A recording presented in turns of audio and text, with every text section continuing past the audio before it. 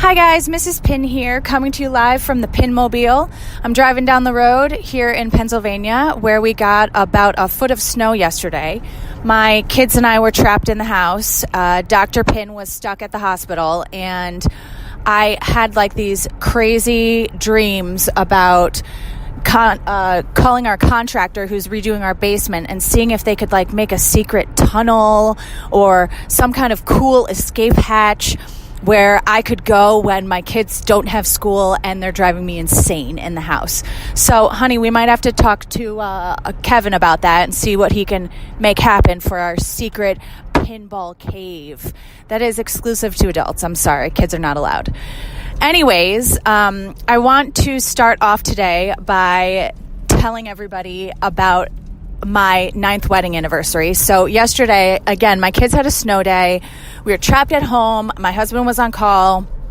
And, you know, it's our 9th wedding anniversary. So for those of you who have gotten up to 9 years, obviously we remember the love of the marriage day. But, you know, for my husband and I, we're kind of like, all right, we'll go out to dinner sometime soon. And, you know, it's not a big production. But last night when he got home, we were reading through all of the comments from Pinball Princess and from the rest of you who made some remarks about my podcast. This is only my 3rd episode for those of you who are just starting to listen. So I wanted to just say thanks so much. I feel like a little bit giddy that people actually want to listen to me speak. It's a little bit crazy. I told my 7-year-old that I was making a podcast about pinball, and she looked at me like I had 6 heads and asked me who I thought would actually want to listen to me. And I was like, well, Pinball Princess wants to listen to me. Hello. So she made a diva eye roll and walked away. But I felt pretty proud that there were actually a couple of people who got excited about a new podcast coming from the perspective of a woman who really doesn't know too much about pinball, but is super excited to learn. So thanks to everybody who's been listening. And for those of you who have not been listening, welcome. I just wanted to start today by telling you a little bit of a pinball story. We love pinball in our house. We have our 2 machines. And when we got them, my husband, who's a total pinhead, and just tangent, thank you for clarifying that we're not pin nerds or pinball dorks. We are pinheads. I meant no offense by calling anyone a dork, and completely call myself a dork and a nerd, and that is a very good thing in our house. But for all of you pinheads out there, thanks for the clarification. So anyways, we started looking for something that is called a topper for our 2 machines, 2 different toppers. So basically what a topper is a really cool piece of plastic that you put on the flat surface at the very top of a pinball machine. And a lot of companies make these, and you can buy them for an additional charge, of course, and then fasten them to the top of your pinball machines, and they just look cool. They are awesome. One of the best ones that I've ever seen, and I'm kind of obsessed with, is the Attack from Mars pinball topper, and it is like these aliens with seriously, it is so cool. It lights up. You can attach it to the pinball machine so that it's animated. But long story short, we wanted to have toppers for our 2 pinball machines. And when we went to look for toppers online, we found that there were a bunch of different options for Terminator 2, but that Ripley's, they actually do not make a pinball topper for the Ripley's, believe it or not. And I kind of couldn't believe this because it is such a cool game. And if you haven't played it before, you really should. It's got amazing features. It's got such cool little topics that pop up about roller skating penguins and albino crocodiles. And when you do something good in the game, it pops up with all of these crazy Ripley's, believe it or not, facts and records. So my husband came to me the one day, and I swear to God, I thought I was dreaming, because he came to me and he said, what do you think about trying to make our own pinball topper for Ripley's? And I know none of you know me, but I am all about a project. I love a project. I don't have any artistic skills, but man, I can wield a glue gun like a boss. So I was like, yes, oh my gosh, yes. So the next day, I go out to Lowe's, which is right down the street from where we live, and I talk to a guy. I'm dragging my 2 kids along with me, and they're in one of those car carts, and I'm talking to this guy. I'm like, hey, I need a piece of wood. He's like, okay, what kind of wood do you need? I was like, I have no idea, but this is how big I need to have it. And I had measured the top of the pinball playing field, and I knew that if we were going to make a topper, we would need some kind of surface to start off the process, something that we could glue the rest of our little artifacts onto, and, kind of a base that we could set on top of the pinball machine and that we could take off if we needed to move the machines or clean or whatever. So a nice guy down at Lowe's helped me out, got a perfect size piece of wood to fit the top of our pinball machine. And I went home, and the kids, I was like, play in the yard, kids. And I painted the thing black. And then my husband and I started looking for the perfect little doohickamadoodles that we could put on our topper. And we had so much fun with this project. I can't even tell you what fun it was. If you ever have an inclination to make a topper, it doesn't matter if toppers already exist for the machines that you have, but we had so much freaking fun making this topper.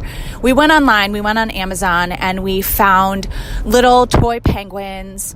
I took my girls' Barbie shoes. They were like little Barbie doll sneakers, and I hot glued beads on them so they looked like roller skates, and then I stuck the penguin feet in the roller skates, so I made my own roller skating penguins. And we found a little albino crocodile. We found little tiki heads and shrunken heads. And if you've played this game, you know that all of these things some of them are actually present on the playfield. But a lot of them are spoken about in those little records that pop up when you're playing the game as well. So we had so much freaking fun. We went to Hobby Lobby one day. My husband came home from work and he was like, hey, you think we could go to Hobby Lobby? And I stood in my living room and I was like, yes, we can go to Hobby Lobby. Oh my gosh, what are we doing at Hobby Lobby? I don't even care. Let's go. So when he told me that he wanted to go to look for some giant palm fronds to put on our topper, I just laughed and I was like, perfect. I've got a 40% off coupon. Let's go. So we went on down to Hobby Lobby and found ourselves some palm fronds. And while we were there, we ran into this super cool marquee arrow in like the signs section. There's a whole section of signs that are like, I don't know, man cave and all of these crazy things. But this one was shaped like an arrow, and we kind of stood there looking at it. We knew we had wanted something big for the background of this topper, but we couldn't find anything. We couldn't find a Ripley's Believe It or Not sign. I suggested, what if we take a Ripley's book, like a world record book, and use that as the backdrop because the covers have the logos on them. But we were like, I don't know, it's not just right. So we got this marquee sign and I brought it home. I transferred the Ripley's logo onto the back of it, which I had painted black, and painted the Ripley's logo, which I think came out pretty amazing. And voila, we had a back thing for our homemade topper for a Ripley's Believe It or Not machine. So once we had that, we started gluing all the other little things onto it and nailed it all down to this crazy board that I bought at Lowe's, which, by the way, they can cut to size for you, just in case you don't have a handsaw, which I don't. So we ended up with this amazing topper. It was the most fun project, and I just kind of fell in love with pinball from the very get-go because of this project. So if you're looking for anything to do with your family, your kids can get involved. My kids helped paint the sign in the background and helped me paint the board. And it was just a super cool way to get everybody involved in pinball without actually playing the pinball, which for my little kids is sometimes a challenge. My 7-year-old is actually pretty good, but my 5-year-old is a little bit hesitant to play. She's not a super fan yet. but they were super fans of painting and making a giant mess and helping us out. And I will post a picture of this topper underneath this blog post, but it came out great. And it's just one of the many things that you can do to involve your family and your kids and, kind of get together and spend time not watching TV with your spouse. We just had the best time, and now we have this amazing pinball topper. So we started looking for a topper for our T2 machine as well, and they make them. They do have them out there, but there were a couple we didn't love. There were a couple that we loved, but that were just really hard to find. We tried to buy one from South America, but it fell through, which was no real surprise. So we actually have started collecting little Terminator figurines and Terminator signs to make a T2 topper as well, but we have not started the process of gluing it all together. But when we do, I will be sure to post a picture of that one as well. So that's kind of the story of the day. And we're going to get into, with our last few minutes here, a couple of recaps of some of the things that we talked about yesterday. I had gone online and legitimately looked for a Pinball for Dummies book, those yellow books that you see everywhere. And they make tons and tons of these books. No Pinball for Dummies. Wah, wah. So I'm going over a few of the basics for all of you out there that don't know much about pinball. Not only am I learning myself, but I'm kind of making this oral version of a Pinball for Dummies recap. So yesterday we talked about 4 different companies: Williams, Stern, Jersey Jack, and American Pinball. And today I'm only going to talk about one, because this company is very unique, and it's the story behind it is a little crazy. And the company is called Spooky.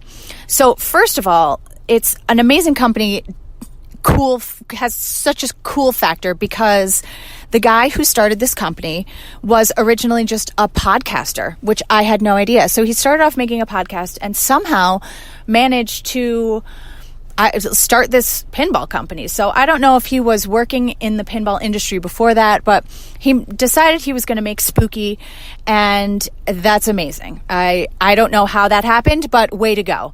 So he started this pinball company, Spooky, and the first few machines that online, when I looked and I started researching Spooky, a lot of them had to do with like haunted houses and like scary, spooky things. Not all of them, but some of them. So I don't know if that's how they got their name, just because they were focusing on some of these scary, haunted, horror-themed pinball machines, but they've branched out. And the reason why they're so unique now is because they have picked up a game called Total Nuclear Annihilation. And this game was made by a super pinball fan who up and decided one day that he was just going to make a pinball machine of his own. And he made this amazing machine, started bringing it around to shows, sharing it with his friends. And Spooky has since picked up this machine and began producing it because it got so much hype. People were so amazed, as they should be, by this game. I have not played the game yet, but I know that it's going to be at some of the pinball conventions that we're going to in the upcoming months, and I can't wait to play it. So Spooky is a pinball name to know, because not only do they make their own really great pinball machines, but they have picked up this machine and began producing it that Scott Denisi, I apologize if I butchered the last name, but I think it's Scott Denisi, made for himself and his friends in his house, all from top to bottom, made the whole thing, which in and of itself is an incredible feat.